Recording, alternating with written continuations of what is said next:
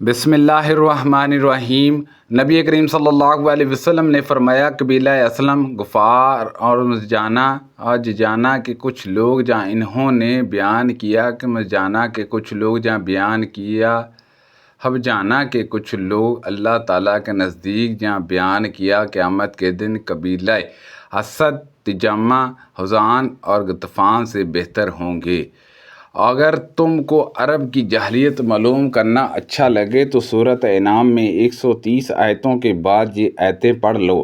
یقیناً وہ لوگ تباہ ہوئے جنہوں نے اپنی اولاد کو نادانی سے مار ڈالا، سے لے کر وہ گمراہ ہے راہ پانے والے نہیں تک۔ جب سورہ شعراء کی یہ آیت اتری، اے پیغمبر اپنے قریبی رشتہ داروں کو ڈراؤ، تو نبی صلی اللہ علیہ وسلم قریش کے مختلف قبیلوں کو بلایا۔ اے نبی، پھر اے بنی عدی جو قریش کے خاندان تھے۔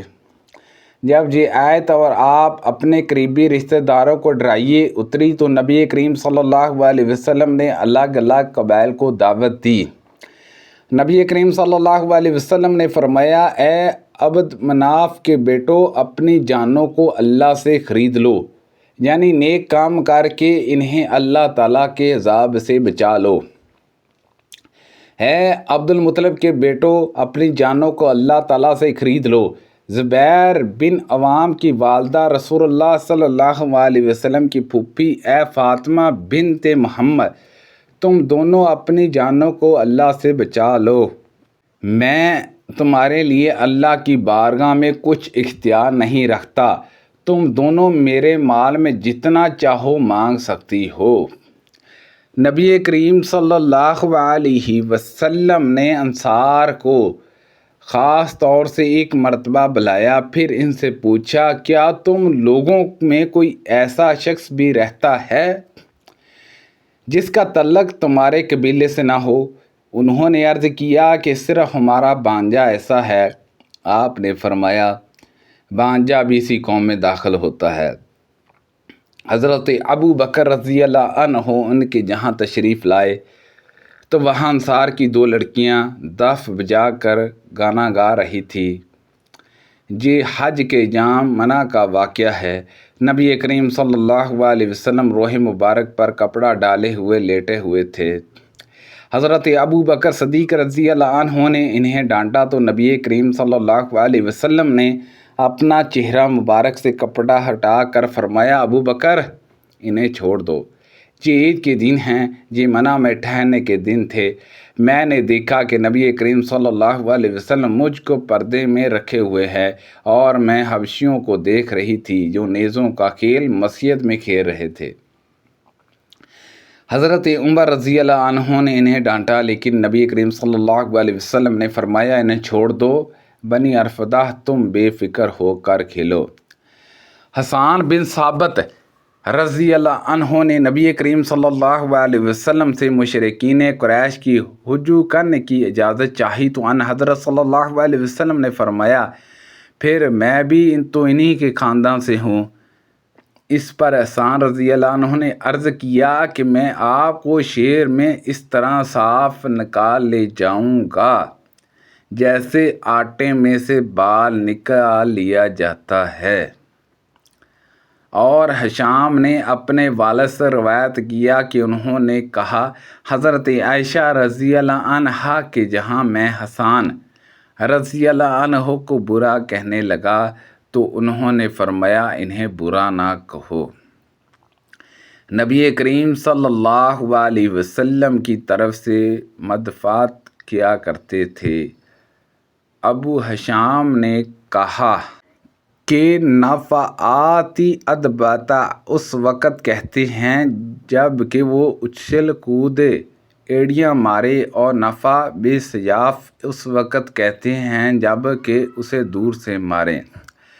رسول اللہ صلی اللہ علیہ وسلم نے فرمایا، میرے 5 نام ہیں، میں محمد، احمد اور ماہی ہوں، یعنی مٹانے والا ہوں، کہ اللہ تعالیٰ میرے ذریعے کفر کو مٹائے گا، اور میں حاشر ہوں کہ تمام انسانوں کا قیامت کے دن میرے بعد حشر ہوگا، اور میں عاقب ہوں یعنی خاتم النبیین ہوں، میرے بعد کوئی نیا پیغمبر دنیا میں نہیں آئے گا۔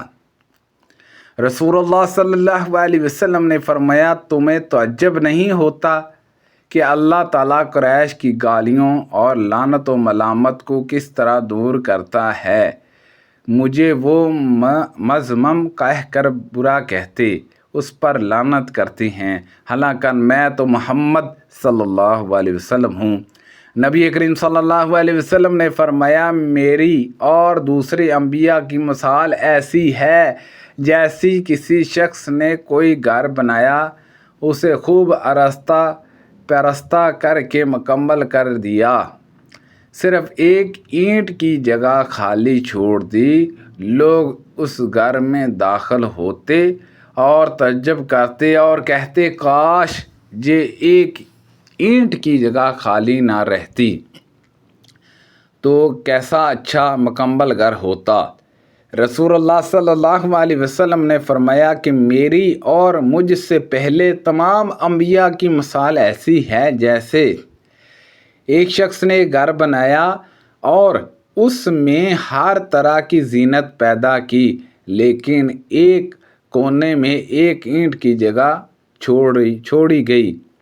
اب تمام لوگ آتے ہیں اور مکان کو چاروں طرف سے گھوم کر دیکھتے ہیں اور تعجب میں پڑ جاتے ہیں، لیکن یہ بھی کہتے جاتے ہیں کہ جہاں پر ایک اینٹ کیوں نہ رکھی گئی، تو میں ہی وہ اینٹ ہوں اور میں خاتم النبیین ہوں۔ نبی کریم صلی اللہ علیہ وسلم نے 63 سال کی عمر میں وفات پائی، اور ابن شہاب نے کہا کہ مجھ سے سعید بن مسیب نے اسی طرح بیان کیا۔ نبی کریم صلی اللہ علیہ وسلم بازار میں تھے کہ ایک صاحب کی آواز آئی، جا ابو القاسم۔ آپ ان کی طرف متوجہ ہوئے، معلوم ہوا کہ انہوں نے کسی اور کو پکارا ہے۔ اس پر آپ نے فرمایا، میرے نام پر نام رکھو لیکن میری کنیت مت رکھو۔ نبی کریم صلی اللہ علیہ وسلم نے فرمایا، میرے نام پر نام رکھا کرو لیکن میری کنیت نہ رکھا کرو۔ ابو القاسم صلی اللہ علیہ وسلم نے فرمایا، میرے نام پر نام رکھو لیکن میری کنیت نہ رکھا کرو۔ میں نے صائب بن یزید رضی اللہ عنہ کو 94 سال کی عمر میں دیکھا کہ خاصے قوی توانا تھے۔ انہوں نے کہا کہ مجھے یقین ہے کہ میرے کانوں اور آنکھوں سے جو میں نفع حاصل کر رہا ہوں وہ صرف رسول اللہ صلی اللہ علیہ وسلم کی دعا کی برکت ہے۔ میری خالہ مجھے ایک مرتبہ آپ کی خدمت میں لے گئی اور عرض کیا، یا رسول اللہ صلی اللہ علیہ وسلم، یہ میرا بانجا بیمار ہے، آپ اس کے لیے دعا فرما دیں۔ انہوں نے بیان کیا کہ پھر آپ نے میرے لیے دعا فرمائی۔ میری خالہ مجھے رسول اللہ صلی اللہ علیہ وسلم کی خدمت میں لے کر حاضر ہوئی اور عرض کیا، یا رسول اللہ صلی اللہ علیہ وسلم، یہ میرا بانجا بیمار ہو گیا ہے۔ اس پر حضرت صلی اللہ علیہ وسلم نے میرے سر پر دست مبارک پھیرا اور میرے لیے برکت کی دعا فرمائی۔ اس کے بعد آپ نے وضو کیا تو میں نے آپ کے وضو کا پانی پیا، پھر آپ کے پیٹھ کی طرف جا کے کھڑا ہو گیا اور میں نے مہر نبوت کو آپ کے دونوں موڈوں کے درمیان دیکھا۔ محمد بن عبید اللہ نے کہا کہ حجالہ الفرس سے مشتقہ ہے، جو گھوڑے کی سفیدی کو کہتے ہیں، جو اس کی دونوں آنکھوں کے بیچ میں ہوتی ہے۔ ابراہیم بن حمزہ نے کہا، مثل سرملجلاتا یعنی رائے معاملہ پہلے پھر ضائع مجاملہ۔ امام بخاری رحمۃ اللہ علیہ نے کہا، صحیح یہ ہے کہ راہ معاملہ پہلے ہے۔ حضرت ابو بکر صدیق رضی اللہ عنہ عصر کی نماز سے فارغ ہو کر مسجد سے باہر نکلے تو دیکھا کہ حضرت حسن بچوں کے ساتھ کھیل رہے ہیں۔ حضرت ابو بکر صدیق رضی اللہ عنہ نے ان کو اپنے کندھے پر بٹھا لیا اور فرمایا میرا باپ تم پر قربان ہو، تم میں نبی کریم صلی اللہ علیہ وسلم کی شہبت ہے، علی کی نہیں۔